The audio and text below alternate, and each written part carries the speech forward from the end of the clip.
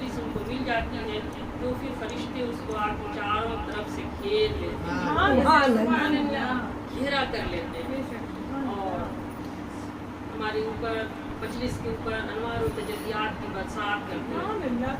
تو ہم جیسے گنہگار اس مجلس میں آ گئے ہیں تو اتنا ہی کافی ہے، ان کا کرم ہے کہ محبوب کی محفل کو محبوب سجاتے ہیں اور آتے ہیں وہی جی کو سجاتے ہیں۔ کسی کی انویٹیشن پر تو نہیں آئے ہیں، حضور کی عطا ہوئی ہے، حضور کی کرم نوازی ہوئی ہے تو آ گئے ہیں، انہی کی عطا ہے، انہی کا کرم ہے۔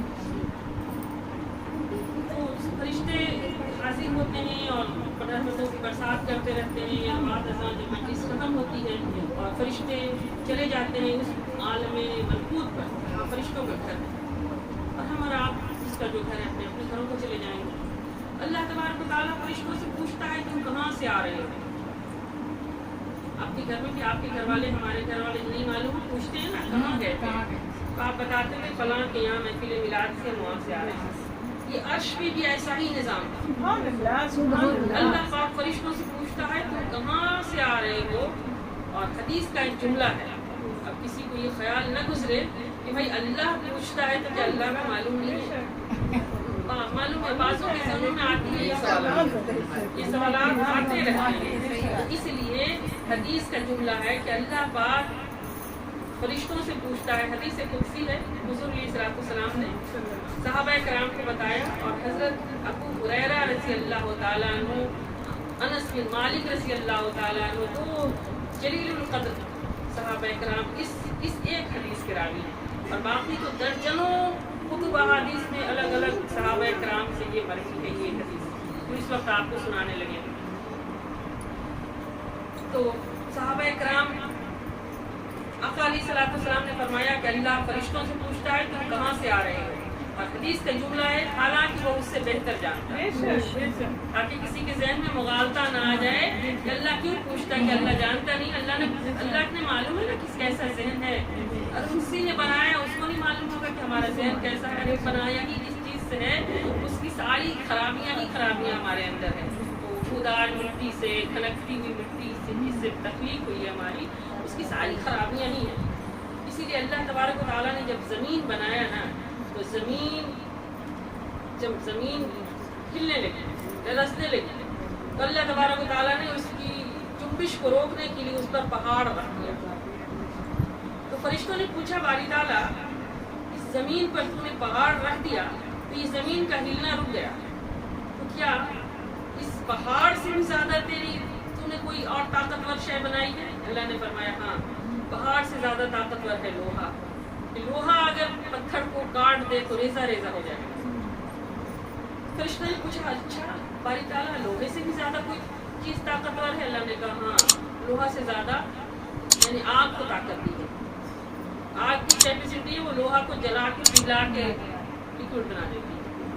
فرشتوں نے کہا اچھا باری تعالیٰ تم نے آگ سے بھی زیادہ کوئی طاقتور شے پیدا کی ہے؟ اللہ نے فرمایا ہاں، آگ سے بھی زیادہ طاقتور ہے پانی، پانی اگر آگ پر ڈال دیا جائے تو آگ بجھ جائے گا۔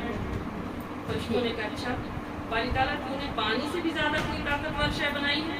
اللہ نے فرمایا ہاں، پانی سے بھی زیادہ طاقت میں نے ہوا کو دی ہے، اگر پانی دریاؤں اور سمندر میں ہو اور ہواؤں کی تیز لہریں آئیں تو سمندروں کی پانیوں کو بھی اڑا لے جاتے ہیں۔ تو فرشتوں نے کہا باری تعالیٰ اس سے بھی زیادہ، پانی سے بھی زیادہ کوئی شے طاقتور ہے؟ اللہ نے فرمایا ہاں میرا بندہ، پانی سے بھی زیادہ، آگ سے بھی زیادہ، پانی سے بھی زیادہ، پتھروں سے بھی زیادہ، یعنی ہر شے کو میں طاقت بخشی ہے، لیکن اس سے سب سے زیادہ طاقت میرے بندے کے پاس، بندہ مومن ہو جائے گا اس کی طاقت کا مقابلہ کوئی نہیں کر سکتا، بشرطے کہ مومن ہو جائے، اس کا اپنا دل، اپنی روح بارگاہ الوہیت کا فیض حاصل کر دے، اللہ کی اطاعت گزاری میں، فرما برداری میں وہ اتنا ثابت قدم ہو جائے تو بندہ اس سے زیادہ طاقتور کوئی نہیں۔ اسی لیے جنگ بدر، جنگ احد میں 313 مسلمانوں نے ہزاروں کی کافروں کے فوج کو شکست دے دی۔ رسول علیہ السلام کے ساتھ 313 مسلمان تھے گنتی کے، اور انہوں نے کافروں کو شکست دے دیا۔ وجہ کیا تھی؟ وہ طاقت کیا چیز کی تھی؟ وہ طاقت ایمان کی طاقت ہے، وہ نور کی طاقت ہے، وہ شے جو بندے کے پاس جو ہے وہ نور ایمان کی طاقت ہے۔ اور نور ایمان کی طاقت جس کو اللہ نے فرمایا بھلا وہ شخص جو مردہ تھا سورہ انعام میں، کیا اس مردے کی بات کرتے ہو جو مردہ تھا؟ اللہ نے فرمایا ہم نے اسے نور ایمان سے زندہ کر دیا، ہم نے اسے نور ایمان سے زندہ کیا۔ جب نور ملا ایمان کا تو بندہ زندہ ہو گیا۔ اور اللہ نے فرمایا اور بعض ایسے ہو گئے ہیں کہ نور ایمان جب ملا تو وہ ایمان کو ہم نے ان کے سینوں کو نور سے پربہار کر دیا، اور بعض ایسے ہو گئے ہیں اب وہ نور لے کر لوگوں میں چلتا ہے۔ اللہ فرماتا ہے وہ نور لے کر لوگوں میں چلتا ہے، تو نور لے کے ایکسرسائز کرنے کے لیے چلتا ہے نہیں، فرمایا وہ نور بانٹنے والے ہو گئے، وہ نور بانٹنے والے ہو گئے ہیں۔ اور نور بانٹنے والے اللہ تبارک و تعالیٰ کی کو کہہ رہا ہے، اللہ کے اولیاء صالحین کی طرف اشارہ ہے۔ اللہ کے ولی اور صالحین جو ہیں، ولی اولیاء اور ولایت قرآن سے ثابت ہے، اور قرآن میں 90 جگہوں پر ولی ولایت اور اولیاء کا ذکر آیا ہے، اور انہی کو اللہ پاک جو اللہ کے ہو گئے ہیں، اللہ رسول اتنی ساری دنیا داری دنیا کا کام انجام دیتے ہیں، یعنی دنیا میں رہو لیکن خود کو اندر دنیا کو نہ رہو، دنیا میں جھگڑے ہیں، فساد ہے۔ فرشتوں نے کہا تھا نا، اللہ تبارک و تعالیٰ نے جب بنانے کا فیصلہ کیا آدم علیہ السلام کا پتلا، تو فرشتوں نے عرض کیا تھا باری تعالیٰ یہ جس کو بنا رہا ہے یہ تو خون ریزی کرے گا، فساد کرے گا، ہنگامہ بپا کرے گا، غرور کرے گا، گھمنڈ کرے گا، یعنی اس کے اندر یہ ساری خاصیت مٹی لے کر کے آئے تو اللہ نے اس کو مٹی کو سوکھنے کے لیے رکھ دیا، وہ ٹھیکری بن گئی سوکھ کر کے، تو اس میں کھنکھناہٹ ہو گئی، اور سب کام اللہ فرشتوں ہی سے کروا رہا ہے، فرشتوں کو، تاکہ فرشتوں کو پتہ چل جائے کہ یہ کیا کرنے والا ہے اللہ تبارک و تعالیٰ۔ اور جب اس مٹی سے آدم کا پتلا بنا تو فرشتے بول پڑے کہ باری تعالیٰ تو نے کہا ہے کہ زمین پر اپنا نائب اور خلیفہ بناؤں گا، لیکن اس میں تو نائب اور خلافت والی کوئی بات نظر نہیں آتی۔ فرشتوں نے ادب کے ساتھ یہ سوال کر دیا تھا، تو اللہ تبارک و تعالیٰ نے اس کا جواب دیا کہ انی عالم ما لا تعلمون، جو میں جانتا ہوں تم نہیں جانتے۔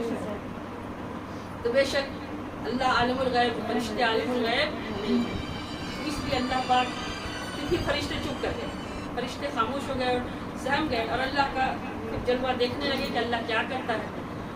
تو جب بن گیا تو اللہ پاک نے اس میں فرمایا وَنَفَخْتُ فِيهِ مِن رُوحِي، جب اس بن جائے تو اس میں اپنی الوہیت والا روح پھونکوں گا، وہ اس کو جو خلافت دے رہا ہوں وہ اس کے جسم کی وجہ سے تھوڑے دے رہا ہوں کہ 5 فٹ کا ہے کہ 6 فٹ کا ہے کہ کالا ہے کہ گورا ہے کہ موٹا ہے کہ پتلا ہے، اس وجہ کی اس سے خلافت نہیں ہے۔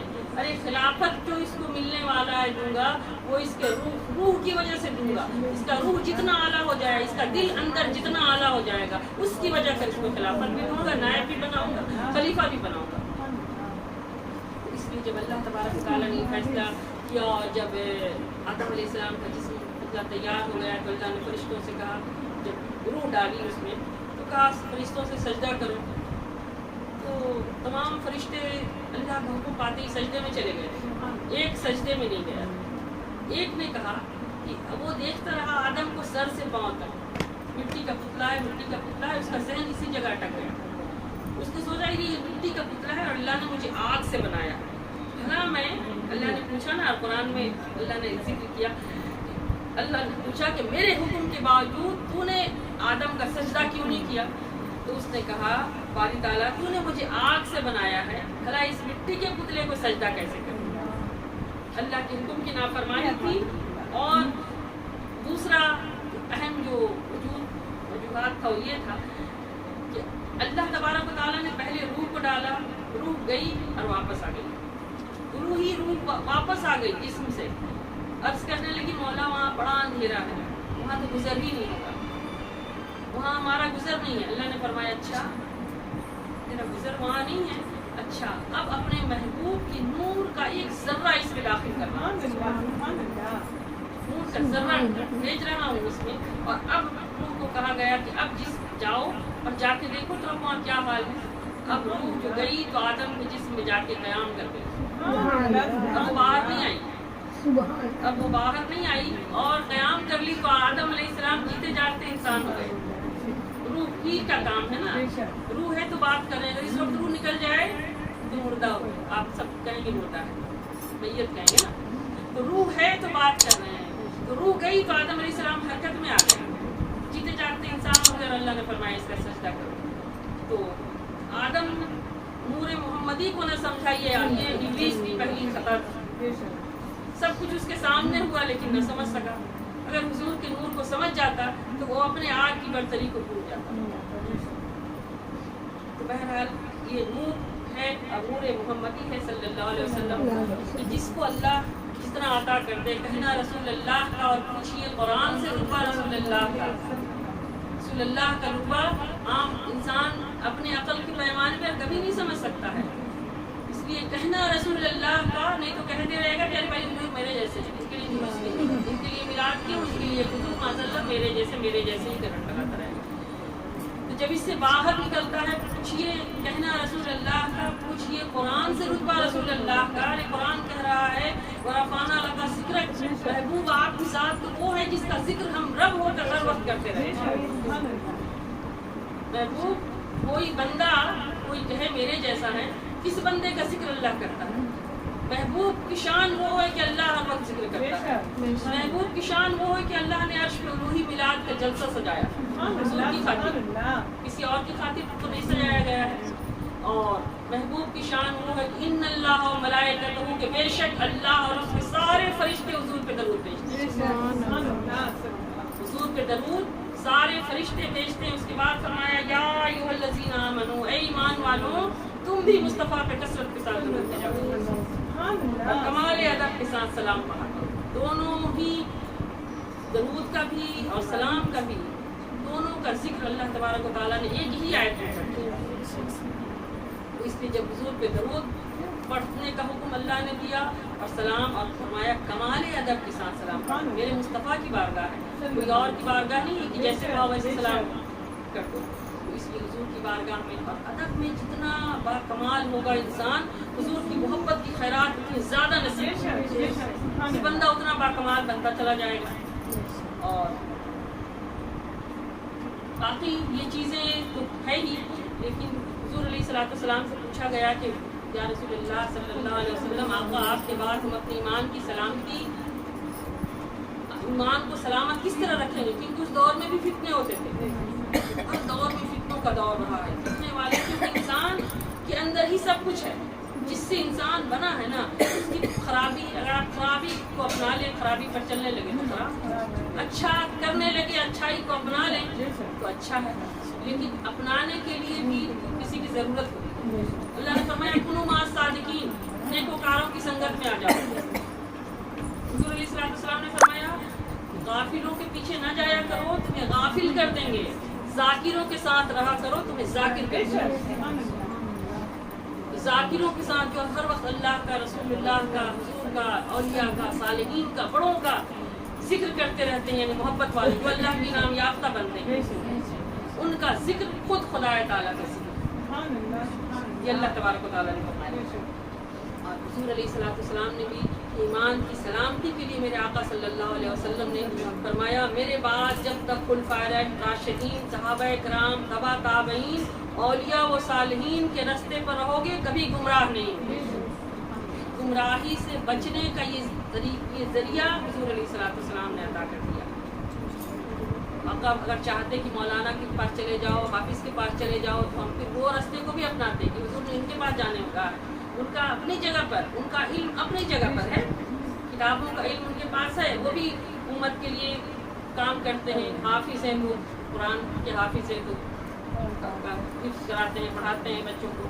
عالم ہے, ان کی عزت کرنی چاہیے.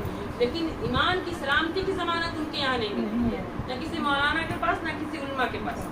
ہاں ان سے تعلیم مل سکتی ہے, دینی معلومات, علم مل سکتا ہے, لیکن صحابہ کرام, خلفائے راشدین, تبع تابعین اور اولیاء و صالحین کے راستے پر جو آ گیا اس کا ایمان انشاءاللہ سلامت رہے گا, بشرطے کہ وہ اس راہ پر چلے. اس راہ پر چلنے کے ہم اگر قابل ہو جائیں تو انشاءاللہ تعالی ایمان. اس لیے اور یہ سب کچھ قرآن سے ثابت ہے. قرآن سے کیسے ثابت ہے کہ جب خواجہ غریب نواز رضی اللہ تعالیٰ عنہ, ہند الولی, آپ سب کو جانتے ہیں کہ ہندوستان کے ولی, ہندوستان کے راجا ہیں، مہاراجا ولیوں کے راجا، ہندوستان کے راجا ہیں۔ تو اس لیے جب ہندل ولی ہندوستان میں آئے تو حضور عطائے ہند عطائے رسول ہیں، حضور علیہ السلام نے ان کو عطائے رسول بنا کر کے بھیجا، حضور کی عطا سے وہ آئے ہیں۔ اور کس صورت میں آئے ہیں آپ کو معلوم ہے؟ ہندوستان میں اس وقت کی حالت اچھے نہیں ہے، بہت خراب حالت ہے، مسلمانوں پر کتنا ظلم و تشدد ہو رہا ہے، ہر دن آئے دن